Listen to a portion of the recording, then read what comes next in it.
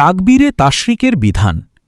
জিলহজ মাসের ৯ তারিখ ফজর নামাজ থেকে ১৩ তারিখের আসরের নামাজ পর্যন্ত মোট ২৩ ওয়াক্ত নামাজে সকল পুরুষ ও মহিলাদের উপর প্রত্যেক ফরজ নামাজের পর সালাম ফিরানোর সাথে সাথে এ তাকবীরে তাশরিকের দোয়াটি একবার পড়া ওয়াজিব। তেমনি ঈদুল আজহার নামাজের পরও সবাই এ দোয়া পাঠ করবেন। জামায়াতে নামাজ আদায়কালে ইমাম, মুক্তাদি সকলের তা পড়তে হবে এবং একাকী নামাজ আদায়কালেও তা পড়তে হবে। পুরুষগণ এ তাকবীর একটু উঁচু আওয়াজে পড়বেন এবং মহিলাগণ নিঃশব্দে পড়বেন। যদি কখনো ইমাম ও মুক্তাদিগণ তা পড়তে ভুলে যান, তাহলে যার মনে থাকবে তিনি তা সশব্দে পড়ে সবাইকে স্মরণ করিয়ে দিবেন।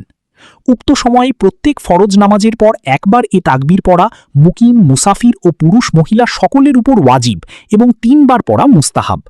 তাকবীরে তাশরিক হল আল্লাহু আকবার, আল্লাহু আকবার, লা ইলাহা ইল্লাল্লাহু ওয়াল্লাহু আকবার, আল্লাহু আকবার, ওয়ালিল্লাহিল হামদ।